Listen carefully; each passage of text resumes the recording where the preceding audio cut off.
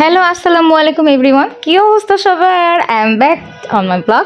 Yes, অনেকদিন পর আজকে আবার আমি একটা ব্লগ নিয়ে চলে আসছি। আচ্ছা, মোস্ট রিকোয়ারমেন্টস ভিডিও, মানে অনেক একটা রিকোয়েস্ট ছিল এই ভিডিওটা নিয়ে, যে ছেলের ভিডিওটা, মানে ছেলের বার্থডে যে গেল সেই ভিডিওটা নিয়ে আজকে চলে আসছি তোমাদের সাথে শেয়ার করতে। প্রথমে বলে নেই, প্লিজ কেউ আর বার্থডে উইশ করবা না, এই বার্থডে চলে গেছে গত মাসের 27 তারিখে। আমি আসলে অনেকদিন যাবত ইরেগুলার হয়ে গিয়েছে আমার ব্লগে, কারণ হচ্ছে আমি অনেকদিন যাবত কোনো ব্লগ আপলোড করছি না। তো পুরো জন্মদিনটাতে আমি কি কি করলাম তা কিন্তু তোমাদের সাথে আজকে শেয়ার করবো। তো ফার্স্টে আমি কিন্তু বিকেলে চলে গিয়েছিলাম ডলিজ লাউঞ্জ ধানমন্ডিতে। আমি আগে থেকেই ডলিজ লাউঞ্জে আপুর সাথে কন্ট্যাক্ট করে কিন্তু বুকিং করে রেখেছিলাম। তো আমি বিকেলে চলে যাই এবং দেখো ডলি আপু কিন্তু নিজ হাতে আমাকে আজকে সাজিয়ে দিয়েছিল। আপুদের বিহেভিয়ার এতটাই সুইট ছিল, এতটাই ভালো ছিল।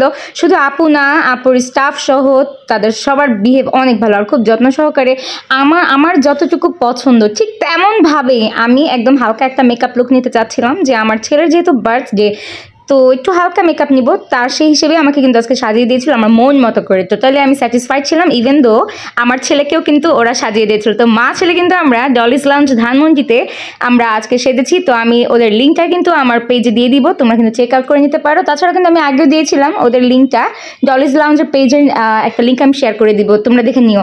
তো আজকে তারপর আমরা চলে যাই হচ্ছে আমাদের ভ্যানুতে, যেখানে আলবানের বার্থডে আমরা অর্গানাইজ করি। এটা হচ্ছে Shyamoli Grand Prince Thai and Chinese রেস্টুরেন্টে। তো ওদের পুরো ইন্টেরিয়র ডেকোরেশনটা এরকম ছিল, যারা যারা না চেনো তারা দেখে নিতে পারো।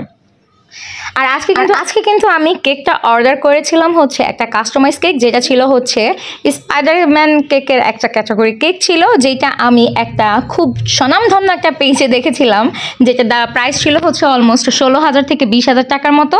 তবে আমি সেই ডেমোটা দেখিয়ে অন্য একটা পেজে অর্ডার করেছিলাম। তো আমি যেখানে অর্ডার করেছিলাম সেটা ছিল লাভলি কেক বিডি, এই পেজ থেকে, যার লিঙ্কটাও আমি তোমাদেরকে শেয়ার করে দিব, তোমরা দেখে নিও।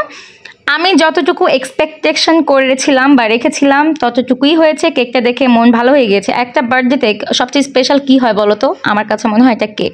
তবে এই কেকটা যদি ভালো না হয় তাহলে কিন্তু মনে অনেক খারাপ থাকতো। তো যাই হোক, তাদের কাছ থেকে আমার ফার্স্ট টাইম কেনা, অ্যান্ড ইট ওয়াজ এক্সেলেন্ট। তো যদি দেখে মন ভালো হয়ে যায় আলহামদুলিল্লাহ। এরপর কিন্তু আমরা এটাকে ফ্রিজে রাখি। আমাদের ইভেন্ট ম্যানেজমেন্ট প্ল্যানার ছিল 76 ইভেন্ট ম্যানেজমেন্ট, যারা আমাদের ডেকোরেশনের কাজটা করেছিল। ফটোশুটে ছিল আজকে ছবিওয়ালা, তোমাদের কিন্তু পেজ লিঙ্ক আমি শেয়ার করে দিব, তোমরা চাইলে দেখে নিতে পারো। তারা এতটাই পেশেন্সলি আমার বাচ্চার ছবি তুলেছিল, সিরিয়াসলি আলভান মোটেও স্থির ছিল না। মানে আলভানকে নিয়ে ছবি তোলানো এটা ছিল অনেক একটা যুদ্ধের বিষয়। তো তারপর তারা অনেক ভালো ভালো ছবি তুলেছে, আমি কিন্তু পেজ আপলোড করে দিয়েছি অলরেডি, তোমরা চাইলে দেখে নিয়ে আসতে পারো। আর তারপরে কিন্তু আমরা গেস্টদের জন্য অপেক্ষা করছিলাম, আর আমি কিন্তু সবার আগে চলে গিয়েছিলাম আজকে গেস্ট অ্যাটেন্ড করতে, তাদেরকে রিসিভ করার জন্য সবাইকে। তো আস্তে আস্তে সবাই যখন চলে আসে গেস্টরা, আর আলভান দেখো আমাকে নিয়ে পুরো হলটাতে তার ফান চলছিল।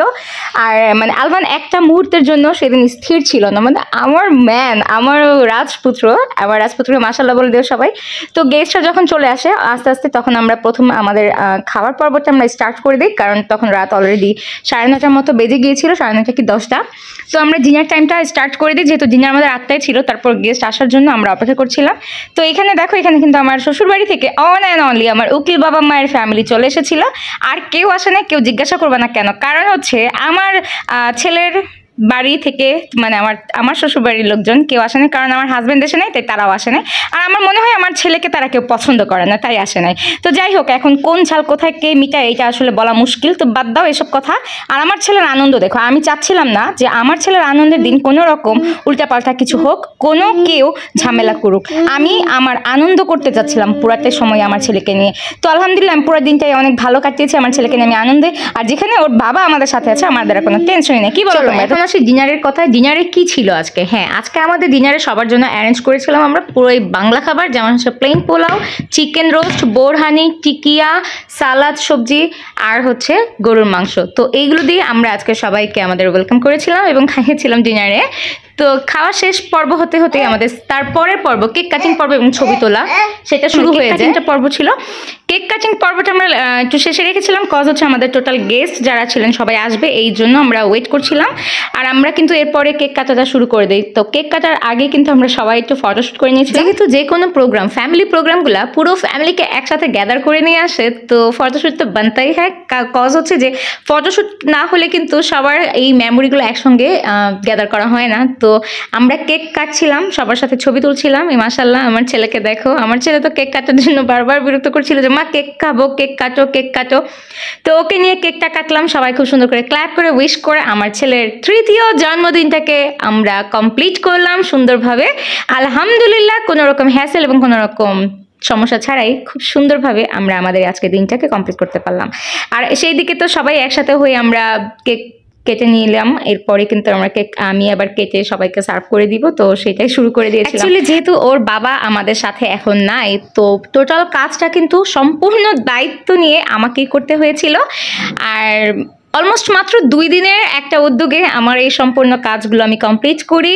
আমার ড্রেস মেকওভার, দেন হচ্ছে কস্টিউম সিলেকশন, সব কিছু মিলিয়ে। ও আচ্ছা, বাই দ্য ওয়ে কস্টিউমের কথা তোমাদেরকে বলা হলো না, এটা হচ্ছে একটা ইন্ডিয়ান ড্রেস ছিল আমি যেটা পরেছিলাম, আর আলবানেরটাও আমি কেনা হয়েছিল অনলাইন একটা পেজ থেকে। আমি নামটা ভুলে গেছি, তাই আমি তোমাদেরকে মেনশন করে দিতে পারলাম না। তো যাই হোক, এই তো তারপর ফটোশ্যুট আমি আমার নিজের কিছু করে নিলাম, আর হচ্ছে সবার সাথে ফটোশ্যুট করলাম, গল্প করলাম, আর এই তো খুব সুন্দর করে সম্পূর্ণ করলাম আমাদের এই প্রোগ্রামটা আজকে। তো প্রোগ্রামটা আমার জন্য একটা স্মৃতি হয়ে থাকবে, আরও একটা স্মৃতির পাতায় আরও একটা গল্প লেখা হয়ে গেল, আরও একটা দিন, অনেক কিছু মনে থাকবে হয়তো সারা জীবনের জন্য। যখন বুড়ো হয়ে যাব তখন কিন্তু আমি এই ভিডিওগুলো দেখবো আর ছবিগুলো দেখবো, আর আমি আমার নাতি নাতনিদের সাথে অনেক অনেক গল্প করবো। সো তোমাদের কেমন লাগলো আমার ছেলের জন্মদিনটা কমেন্ট করতে ভুল করবো না, পাশে থাকবে একটা লাইক দিয়ে, কমেন্ট দিয়ে, শেয়ার করে। নতুন ব্লগ নিয়ে চলে আসবো খুব দ্রুত। ততক্ষণ পর্যন্ত টিল দেন স্টে কুল, আল্লাহ হাফেজ।